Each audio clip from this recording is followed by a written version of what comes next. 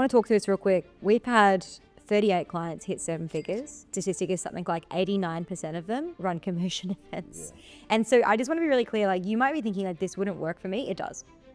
It does. It doesn't matter whether you're in skincare. It doesn't matter if you're in professional consulting. It doesn't matter if you're in a coaching or a fitness or you have a gym. This mechanism works. Very actively are speaking to people because we're in the relationships game. I think people, because someone on Instagram has sold you like, hey, you can get rich and make millions just by like making content and people are just going to buy your shit.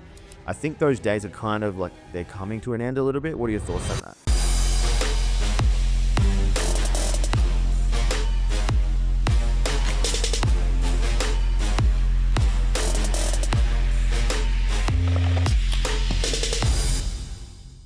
If your business feels like it's growing, but you also feel like you're one bad month away from stressing the hell out, then this is worth 30 seconds.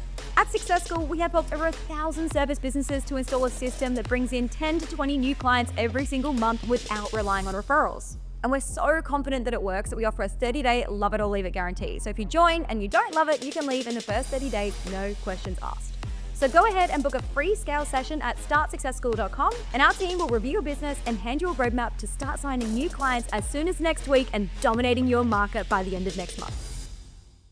If you're a service business owner or coach who wants to build a marketing machine that consistently signs new clients, this episode is for you. We've earned over $10 million with marketing in the last 4 years and are on track to do 4 to 5 this year. In the episode today, we're going to cover a 3-step process on how you can actually build a marketing machine for your business that signs new clients. Part 1 is content, part 2 is nurture, and part 3 is offer. Okay, so what we're actually talking about today is running a lead magnet on paid ads that will capture their name, their email, and phone number based on your ideal client's pain points. We'll talk about building know, like, and trust with paid ads and nurturing via email and text so that you warm them up before you get paid. And then we're also going to talk about getting your audience to pay through different conversion mechanisms. Steph, we were speaking before this, we're like, what kind of story can we tell that's pretty funny about some old school marketing stuff that you used to do? You used to host in groups to sell tickets to your workshops. Frame it up, like what business was this for? What were you trying to do? Why were you picking workshops? And then what happened? Yeah, so I used to run a business called House of Hobby. When I say run, I built that thing from the ground up. And I'm very fortunate that still runs today. I sold that a few years ago and it still runs today, which is really cool. We used to run workshops all over Western Australia where we would go in and we would run like pottery or flower arranging or painting workshops. This was kind of like before the whole paint and sip thing came about. And it was my first ever business. I didn't know how to market. I would like post on Instagram, which by the way is not marketing. And then I would hope that people would find me.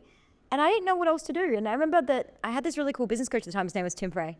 And and this is before really even we were using paid ads for your business at the time.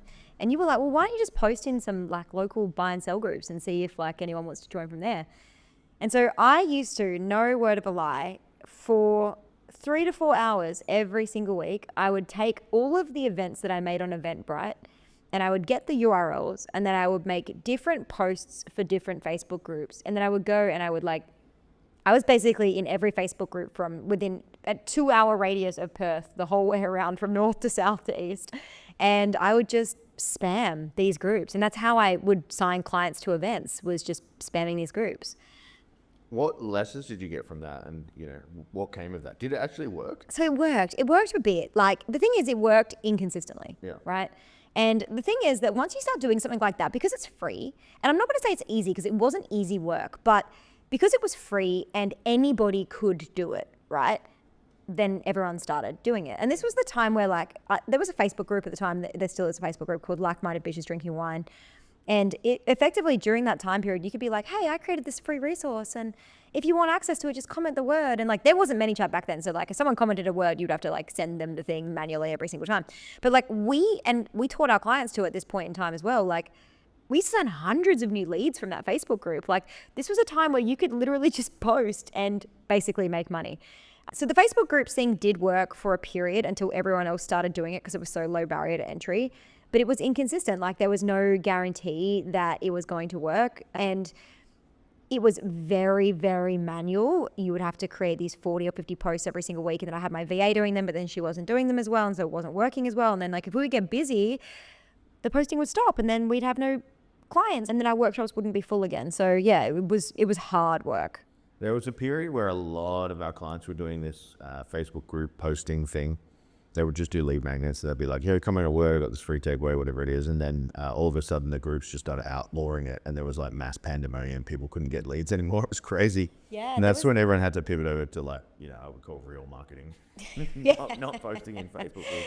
Like you could get, imagine this time. I don't know if anyone was around. I don't know if you were around during this, like had a business during this time, but like imagine you could just go tomorrow and post one post in a group and get 300 or 400 leads from this one post. Like, I mean, you can do that now with Facebook ads, but it takes a little bit more skill. So it was, it was crazy. Let's talk a little bit about market sophistication. And people get a little bit pissed off with this. And like the concept is pretty clear. Like what works now is probably not going to work in 6 months or 12 months time or 18 months time. What worked 3 years ago posting in groups doesn't work anymore.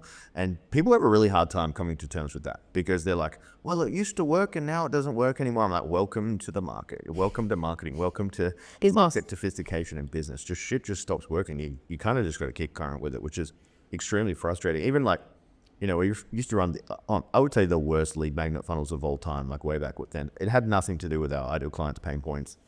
Problems or what they were going after, but still somehow we managed to sign clients from that stuff. We used to do some crazy stuff. Yeah, we did. Tell us about your journey to like learning Facebook ads and then obviously using that in that business. So with the posting in all the Facebook groups, like I said, it's free, but nothing's really free. And we've spoken about this in previous episodes before, is that it took a lot of time, at least 3 to 4 hours, usually of my time, because I wasn't very good at getting somebody else systemized to actually do that work. But 3 to 4 hours of my time every single week. And it wasn't guaranteed to work. And then people would comment and then they'd ask questions. Like, you had to kind of really be on it, Then I learned Facebook ads and like, what a relief. Like I could make this one piece of content, or usually 2 or 3 pieces of content. And then Facebook ads would just continue to find me people for weeks. Like I could advertise my workshops 5 or 6 weeks out and it would go and find me the people who are most likely to buy, not just any buy and sell group, but just like the people who are most likely to buy. And it would track and measure data for me. And it meant that I didn't have to do this laborious task. Like, yeah, it took me a little while to learn the ads, but once you learn ads, like getting an ad up takes 15 to 20 minutes and then it's done. And you can run that for 5 or 6 weeks. And then because we were running these workshops repeatedly, like I would, stop that workshop and then I'd run it again in 2 months' time, just turn the ads back on. Like it was phenomenal. So we'll get into the actual machine of this. So, the idea that you need to have before we get started is you need to have a lead magnet that's good, that's aimed around your prospect or ideal client's biggest pain points, and you have to solve that problem. And to have this really working, you kind of want to be running that on Facebook ads where it's consistent and running 24/7. So that's the premise behind it. You have to have a lead magnet, it has to be running, has to be going consistently, you have to be getting name, email, and number. Okay, as we get into actually how to build this system, that is the foundation of what this whole thing is built on. Because if you don't have people consistently coming into your funnel, you have no one to sell to, therefore no one sees your content, therefore no one opens your emails, therefore no one comes to your conversion event. So we're gonna ideate this process today. So the first part is content. I've got down here like short form and long form. We'll go into the nuances of each and probably where you should start, but I'm a firm believer that everyone should be doing short form of some degree, probably like 3 times a week at least, mainly just to build that know, like, and trust factor. We've actually started working with Alex Holmosi's ex-media guy recently, so we have a bunch of takeaways on content, which we're going to be teaching our clients at our upcoming Bali retreat for Success School, which is going to be great. But we've learned a bunch of content. Steph, do you want to tell us about top of funnel, middle of funnel, bottom of funnel, specifically for short form content, and then we'll dabble on the long form after? Yeah, so guys, like I think that just before, to preface like this conversation, is that there's a difference between posting on Instagram or posting on social media and having a marketing system, okay? And just to be really clear on that. So like, if you're just posting with no, and I know people say this all the time, but no strategy, no purpose, there's no function behind it, that's why it's not converting to paying clients. And so you do need a strategy, and we're going to give you the strategy for free today because we're generous like that. But the strategy is top, middle, and bottom of funnel. So effectively, you want to imagine that you've got a funnel and it is funnel shaped. Very technical.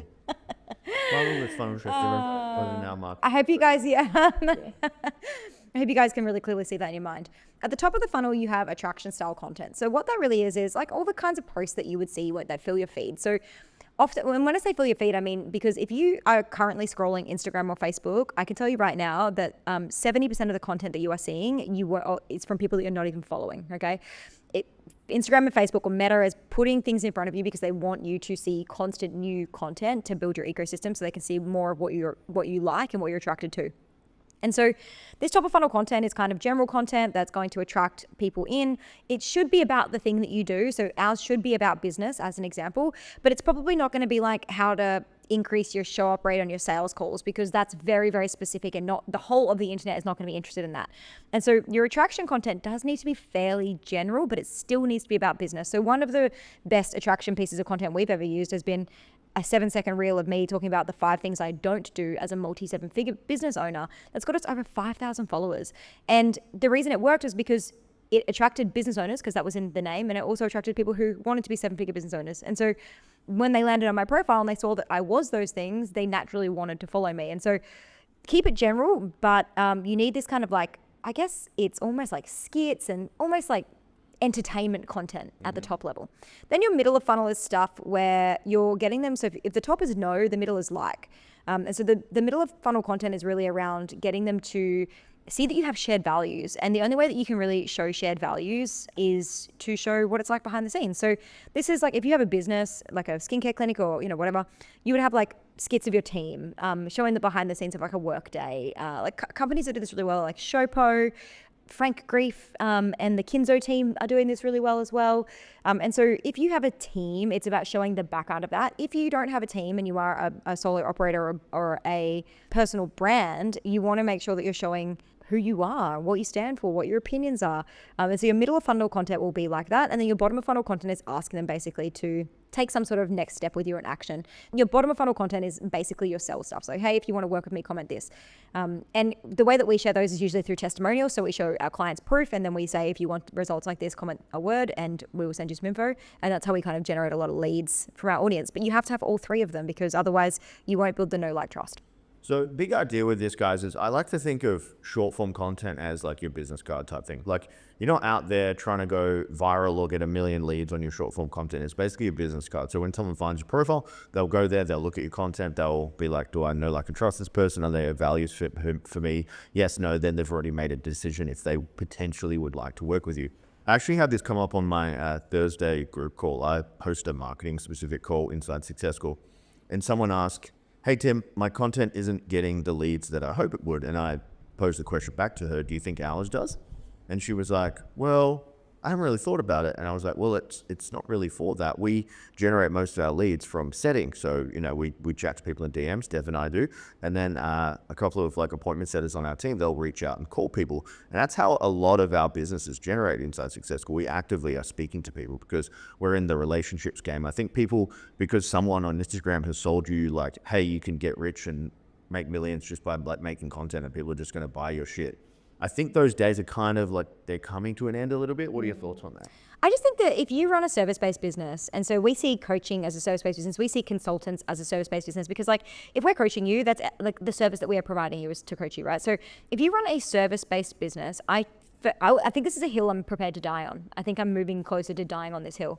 But if you run a service-based business, service doesn't start the minute they walk in the door. Service starts the minute they reach out. And oftentimes the first time they reach out or make an interaction with you is like when they hit the follow button, or they drop into your DMs to get a free resource, or they book a call with your team, or they, inquire on your website. And I feel like so many businesses think that someone should just be automated through some sort of funnel in order to like have the energy to want to speak to somebody.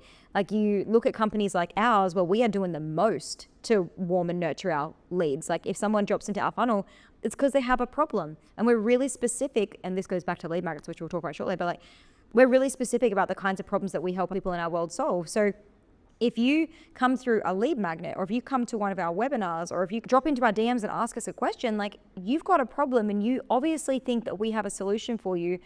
We're just doing you a service by calling you and making sure that you know that there is a lot of options here that we can help you with, from free resources to low ticket to high ticket things. We can support you with whatever that is from a marketing perspective. And that's just bloody good customer service. And I feel like so many people think that that's scammy or pushy, which is crazy. So we'll get into long form. We're at episode 149 of this podcast. This is long form content that you're listening to right now. So this next point, we've mentioned it before on the podcast, but Google has the 7-11-4 principle. So 7 hours of content, 11 touch points over 4 mediums. Very important. The fastest way to get that up is on long form content. So we're pretty big on having some kind of long form. Doesn't have to be a podcast like this, as high production as this. YouTube is also great. Any of your trainings you've recorded, any long form piece of writing, whatever that is. But that's really good to just boost that 7-11-4.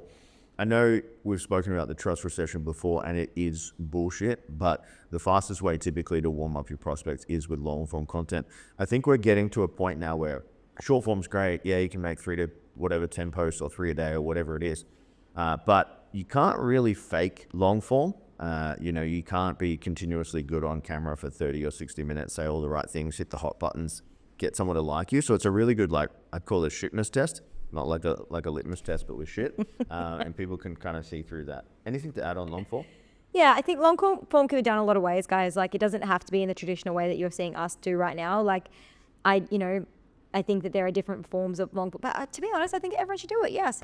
I think that a tradie business having a podcast would be hilarious and super funny and would make you want to choose them. Our accountant has a podcast and it's funny and it's awesome. If you can make accounting fun, you're a fucking legend. Steph, do you want to just flex on what Hormozy's guy told you about your YouTube? Actually, the positive reviews you had on your YouTube. Yeah. When you've got Hormozy's media guy reviewing your stuff, it's quite nerve wracking. Certainly very nerve wracking. We have just to be really transparent. We have no idea what we're doing most of the time, right? The podcast, we have a team and they're very thorough. Okay, so shout out to TPC, but with the YouTube, that's relatively new for us. Yeah, it's new waters. We got floaties on. Yeah, we got floaties on, and so we're just watching a lot of YouTube and trying to almost replicate, I guess, as much as we can in our own style. But the feedback was phenomenal. They said that, my presenting style was perfect, which was great. Not a single thing changed about my presenting style, which was awesome. Intro was phenomenal. And then there was a bit of time wasty stuff after that for the next Loves a waffle. Loves a waffle for the next 5 minutes, which needs to be cut out. But the actual teach was great. The call to actions were good. It was the feedback was 90% positive. A few little things to tweak and change, mostly subtitle, the titles and thumbnails, just by the way, guys. But yeah, very, very positive. So I felt thrilled about that. So Tim, the next part is around nurturing, which is, I personally think this is where most companies fall. I think everyone can generate leads. Yeah. People will tell you though, all businesses will say I can't get enough leads, but they're just not doing enough. So talk through nurture. Yeah. So probably about a year ago, I got a couple of hats printed, quite controversial ones. You guys might know of the brand I'm speaking about. They're red. Bright red, and then they've got white writing on the front, synonymous with with the popular US president or unpopular. But anyway, it says, call the fucking leads. Okay. And the reason I have that hat is because I know so many people are allergic to actually calling the leads, reaching out to the leads, contacting leads. You could sub the word call for text, email, I don't know, send them a fucking mail, whatever you want to. You can do whatever that is, but you have to contact your leads. So we're talking about here, making content. We're talking about having a lead magnet. And then the next part of this is actually building up time, speaking to them, nurturing them, sending them emails, sending them texts, sending them offers. This is a part that most people get wrong. And then what also happens is they don't get the immediate results or the immediate gratification from doing said actions, and then they stop doing it because they say it doesn't work. So what I mean by an email marketing system is you stick to an email marketing campaign and you stick to it forever. So if it's once a week, twice a week, 3 times a week, 7 times a week, like we're doing, you have to hit it consistently, guys. Otherwise, people think you're a ghost, you've fallen off the wagon. They're like, this person isn't serious at business. So we'll go through a bit of strategy on email marketing, shall we? I think it'd be great. So what we like to do is we send usually 2 long forms a week. Say, hey, we just released a long form, here it is. So we're building that 7-11-4 principle. Then we usually send 2 salesy type emails inviting someone to take the next step. And then we have 2 what I like to call club random. So that's typically stories that I will write in Steph's voice and I'll send out to our list. Typically they're business lessons or things that are going on and I frame it in Steph's voice. I famously said I could write a story about anything or write an email about anything, and then someone on a call gave me an example and they were like, write me one about stubbing my toe, and then I turned that into a business lesson and sent that as an email as well. Do you want to talk about text, why it's important? Yeah, so, thing is that with any free marketing tool like email, people ruin it. Posting in Facebook groups was awesome until other people came in and ruined it.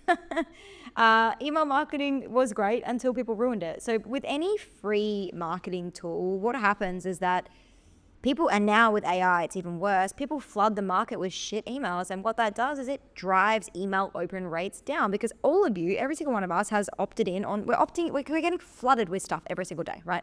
Open my Instagram, there's like, comment the word X for this, and I'm putting my email now in some mini chat sequence and I'm getting a bloody email. And next minute, I don't even open that email, but now I'm on someone's email list. I'm getting emails from them every single day.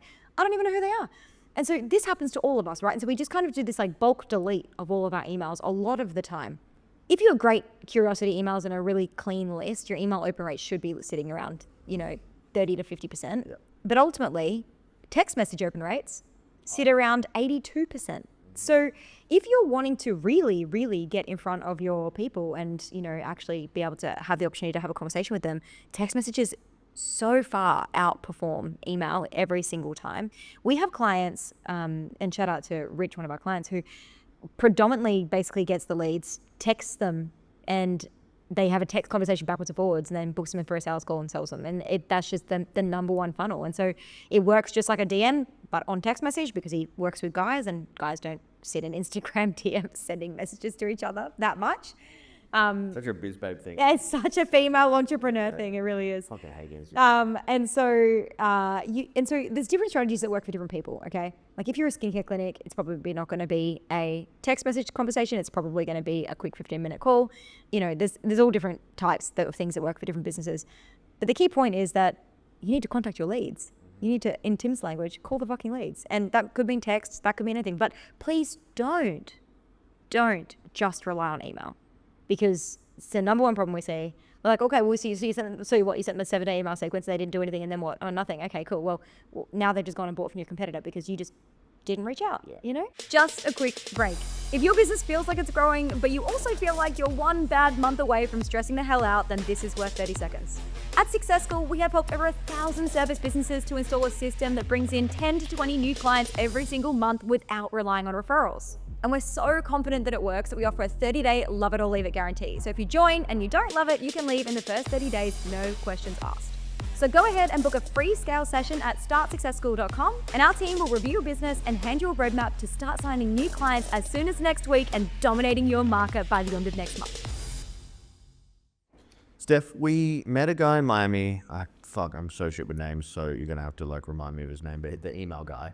Unfortunately, I also don't remember his name. The email guy, and he gave some really cool insight into why people don't sell much with emails, because he's reviewed everyone. Can you just give us the intel on that, just to give the guys a source? Yeah. So just to be really clear, he was like, yeah, I do email marketing for all these 8-figure entrepreneurs that are in the room, and I was like, fascinating. Is email dead?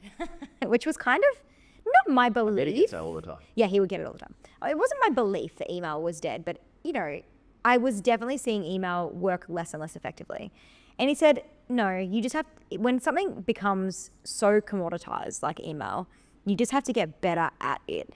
And he was saying the best people in the world at email typically have incredible newsletters that go out. So people who have, 100,000, 200,000, 300,000 person email lists, they just have really hyper valuable lessons that go into their emails. So if you think about Cody Sanchez has a email list specifically for newsletters that go out about what's happening in the business building world. And if you're wanting to buy a business, here's the 3 steps to get started, and here's what's changed, and almost business news, right?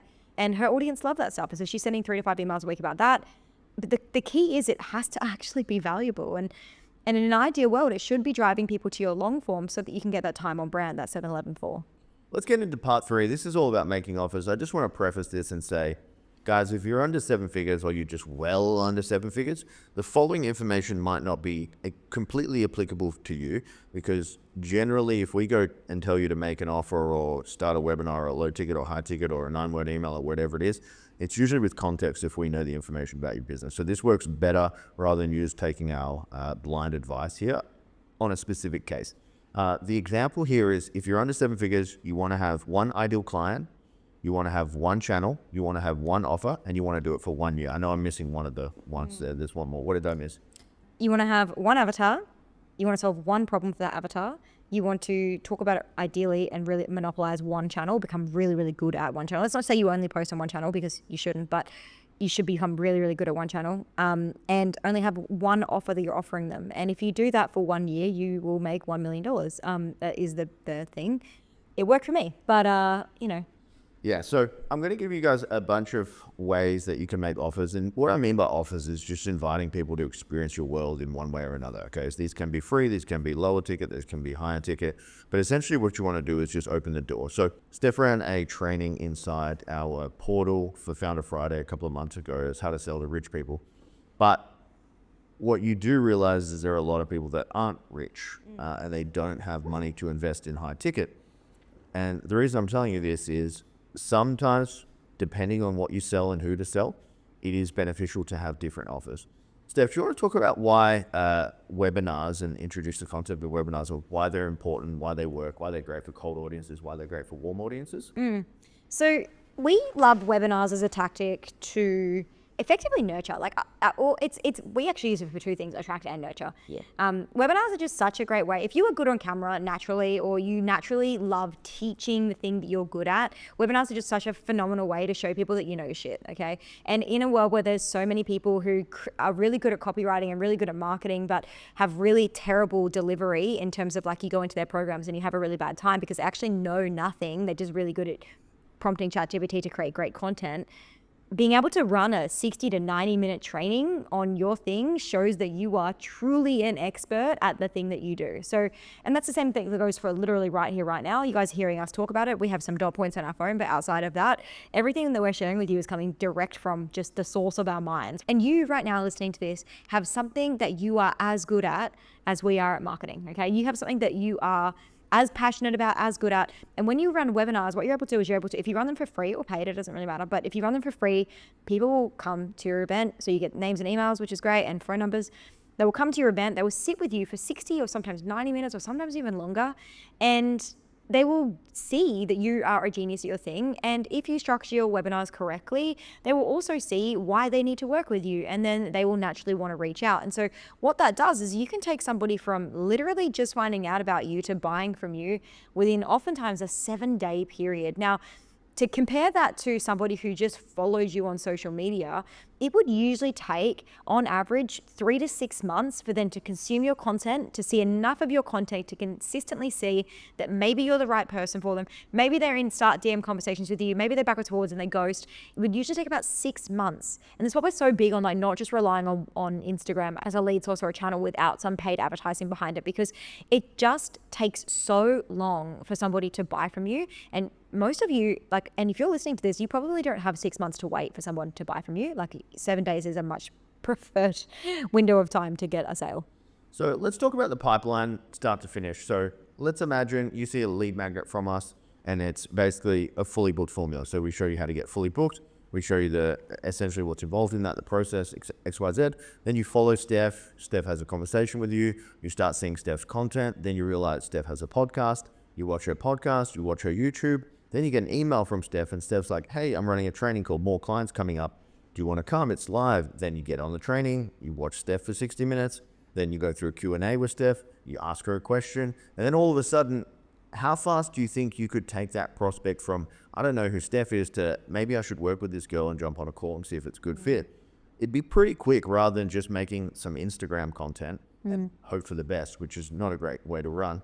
So we talk about webinars as the number one thing because in our opinion, it is the number one thing that is working right now. And by webinar, I mean conversion event, I mean challenge, workshop. I mean workshop, whatever that is for you. Can even be in person. Yeah, it's all the same shit, but it's the best way to swarm people out as fast as I possible. want to talk through this real quick. We've had 38 clients hit 7 figures.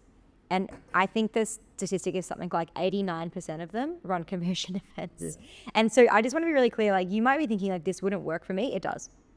It does. It doesn't matter whether you're in skincare. It doesn't matter if you're in professional consulting. It doesn't matter if you're in a coaching or in fitness or you have a gym or it literally doesn't matter what industry it's in. You could be a mortgage broker. It literally doesn't matter. This mechanism works. All right. So think about it. They've gone from your free thing and then we want to start transitioning someone from free thing attendee to paid thing. So one way you can do it is low ticket.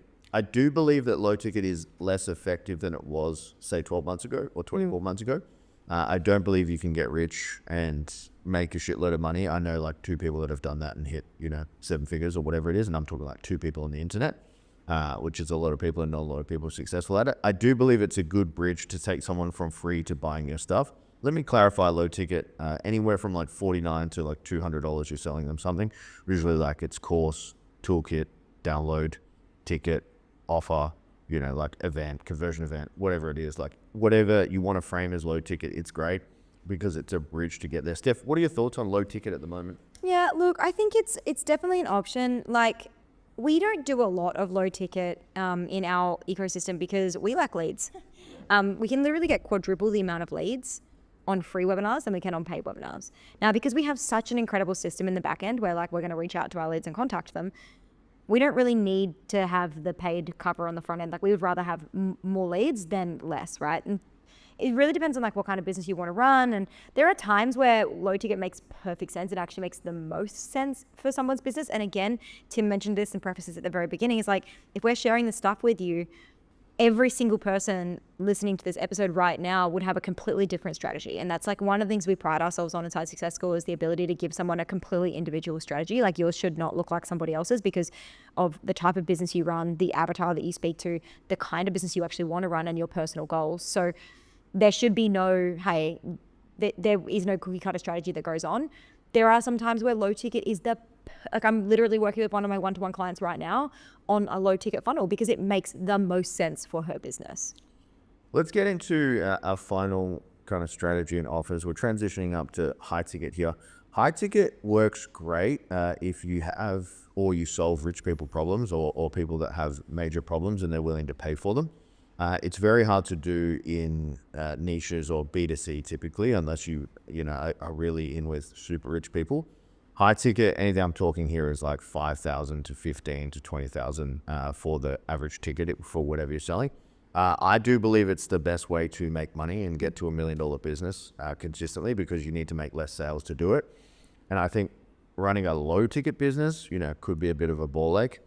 Just because you need so much volume to even fulfill the pipeline. A really good funnel is, get them in on a webinar, sell them something low ticket, contact them 2, 3, 4 weeks later, book them in for a call, and then sell someone high ticket. What's your opinion on high ticket at the moment? I know we've gone a little bit more high ticket recently. Yeah, the further and further I get into business, the more and more I'm believing that high ticket is just such a missed opportunity. Like, rich people, when you actually get to know rich people, and like, we're really fortunate that we've, been able to meet and connect with a lot of people who make a lot of money. And when you meet these people, money is literally not a problem. Like, and I get it. Like, if you're listening to this episode right now and you're like, but I don't get it. Like, I could not imagine, just to give you an example, like one of the speakers that we're having come to the retreat that we're running in Bali, she gets like $1 million in corporate sponsorships every single year just by reaching out to corporates and saying, hey, I'm running this event. Would you like to sponsor it? It's going to have all your people in front of it. And just signs, just millions of dollars in sponsorships. Like, that money is just laying around. Like, it is literally just available. But most people just don't grab a high ticket by the balls and go for it. Like, if you can create the most beautiful, customer first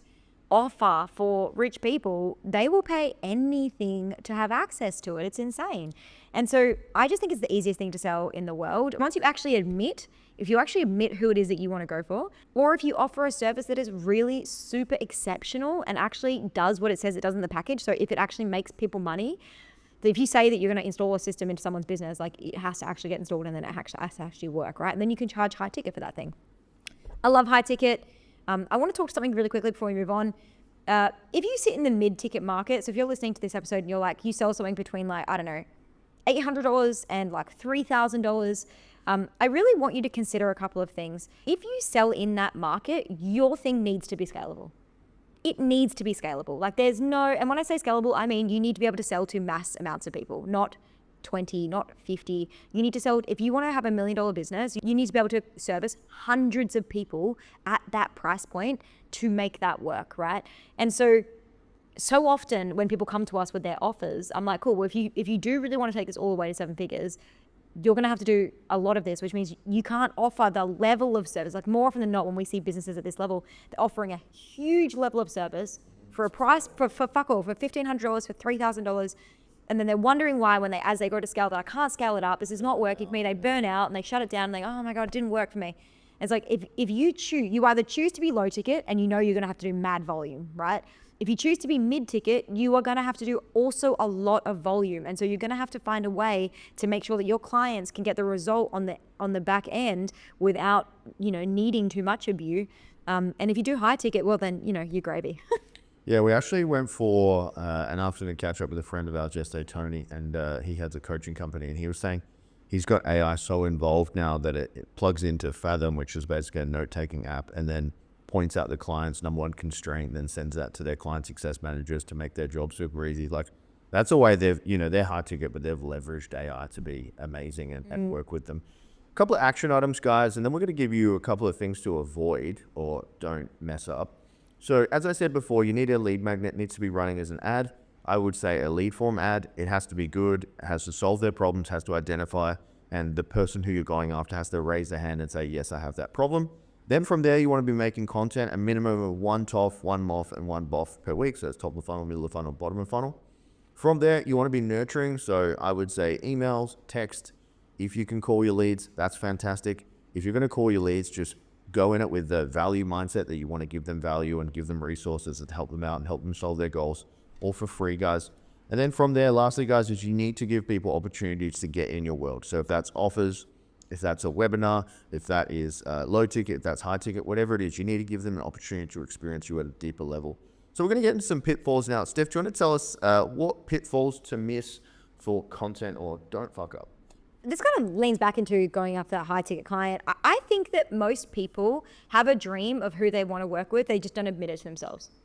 Like, I've always wanted to work with wealthy people, but like I was terrified of money because I had bad money stories, And so for me, like I just didn't want to go after them. But then the more that we've been in business, the longer we've been in business, the more we're like, okay, well, we can really help people best when they actually have money to install our systems, Yeah. So it makes the most sense for us to go after people who already have the money, rather than trying to help everybody who doesn't. And so the number one thing when you guys are making your content is like, you want to know exactly who it is that you want to attract, and then you want to speak to them in every piece of content. An example here is that one of our clients, her name's Sophia, she runs a marketing agency that does Facebook ads for people in property development. And when I looked at her social media the other day, she had all this amazing content about Facebook ads, but nothing about specific to the property industry.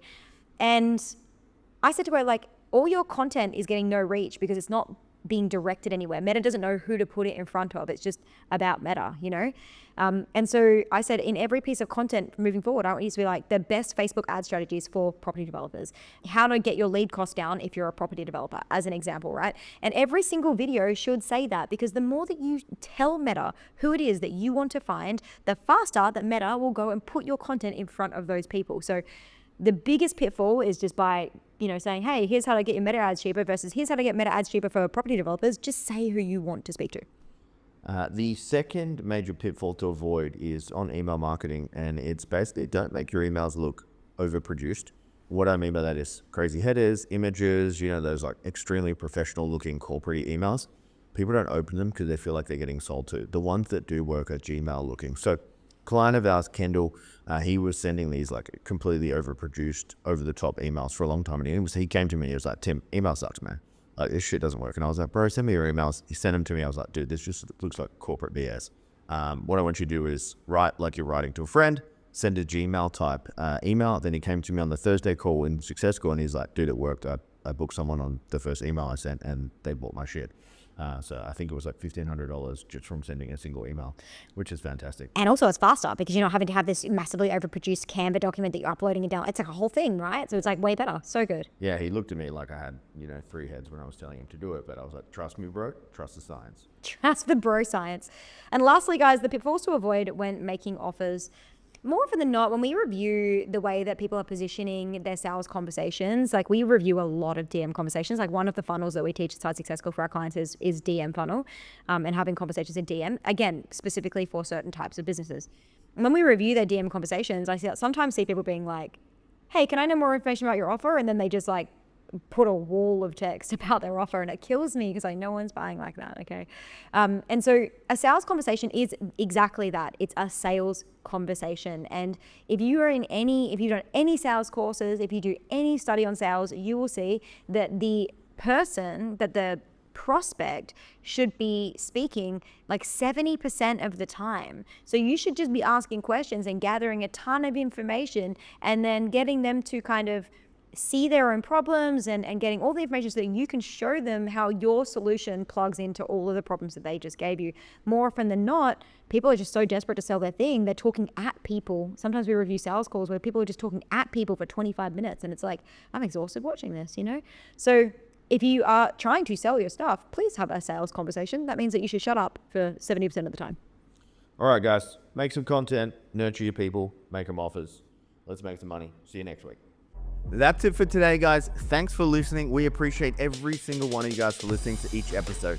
And on that note, I want to ask you a favor. If you got some value from this episode and you're new around here, hit that subscribe button on whatever platform you're on. Also, share it with a friend. That's how we grow around here. See you next week.